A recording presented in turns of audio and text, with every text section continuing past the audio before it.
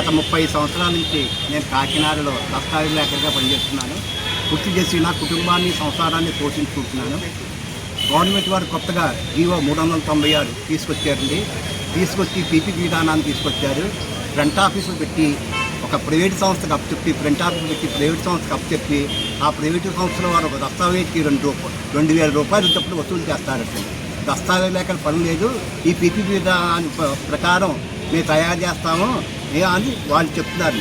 మేము 1,00,000 కుటుంబాల వరకు 5 లక్షల కుటుంబాల వరకు మీ దస్తావేజులు రోడ్డు మీద పడతామండి. మాకు ఆదాయం ఏం లేదండి. అందరూ పెద్ద వయసు వచ్చామండి. ఏ కూలి పని ఏ పని చేయాలని చేయలేమండి. ప్రజలు ఇచ్చే ఆ దస్తావేజ్ డాక్టర్ 2,000 ఇస్తారు, 3,000 ఇస్తారు. అంతకన్నా మాకు ఏం రాని డబ్బు. ఆ డబ్బులతోటే ఏదో సంసారాలు పోషించుకుంటున్నాం. ఈ కొత్త విధానాన్ని తీసుకొచ్చారు. చంద్రబాబు నాయుడు గారు చెప్పారు. చంద్రబాబు నాయుడు గారు లేఖలకి భరోసా కలిసి ఆయన ఏం చెప్పలేదు. చంద్రబాబు నాయుడు గారు ఏం చెప్పలేదు. పత్రికాముఖంగానే లేఖలు భరోసా ఇస్తామని చెప్పారు తప్ప చంద్రబాబు నాయుడు గారు మాకు ఏమి లేఖలు ఏం పర్వాలేదు చంద్రబాబు నాయుడు గారు ఏం చెప్పలేదండి.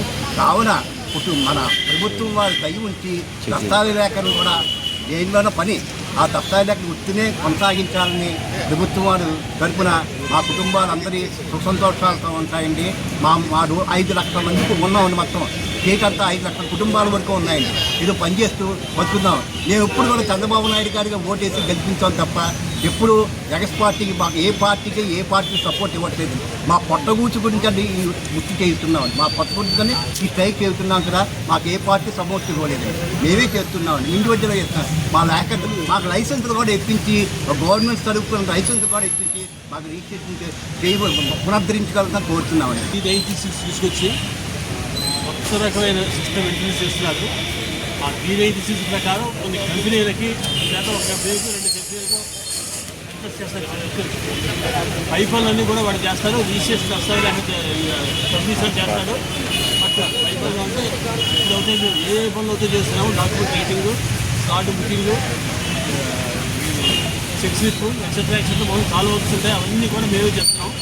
అవి చేయడానికి ఒక పెద్ద కార్పొరేట్ కంపెనీకి ఇవ్వాల్సిన స్థితి లేదు, అంత అవసరం లేదు. దానివల్ల ఎక్స్ట్రా సర్వీసెస్ పబ్లిక్ ఏమి లేవు.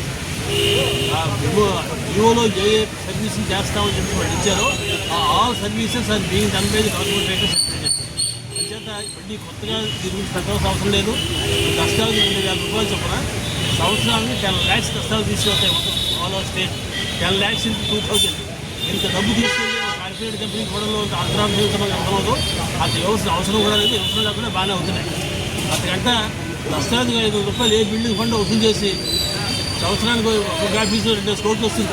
ఆ 2 కోట్లు పెట్టి ఏ ఆఫీస్ డెవలప్ చేశారంటే బ్రహ్మాండంగా డెవలప్ అవుతుంది ఒక ఏడాది. అంతేగాని అక్కర్లేని పెట్టి అన్ని పెట్టేసి అవసరం లేదు. ఎత్తు ప్రజలకు కూడా చాలా ఇబ్బంది. దీనివల్ల ఒక దస్తావేజ్ తయారు చేయాలంటే ఎంత టైం పడుతుందో మా దగ్గరికి వచ్చిన క్లయింట్స్ తెలుసు.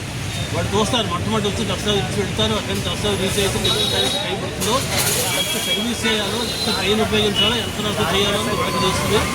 అచేత ఇక్కడ ఎవరో జస్ట్ క్లార్క్ వేరే క్లార్క్లైనా చూపుతుంది. నిర్మించి చేసి ఏం చేయగలరు? వాళ్ళు ఏం చేయలేరు. మీకు టైప్ చేయడం ఏబీసీని కొట్టడం తప్ప టైప్ చేయలేరు. అప్లికేషన్ ఏదో ఒకసారి రాయలేరు, చేయలేరు. ఇంకోటి ఏంటంటే ఎవరైనా డిస్ప్యూట్స్ చేస్తే కోర్టు సమన్ చేస్తారు డాక్యుమెంట్ రైటర్ రావాలి.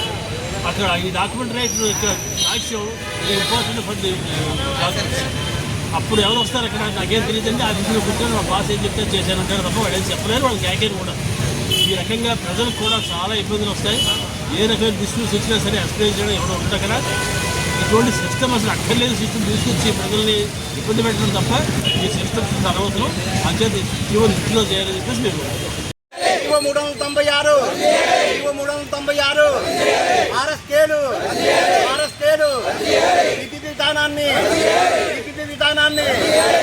విధానాన్ని తీసారా? దస్తావేజ్ విధానాన్ని 396 విధానాన్ని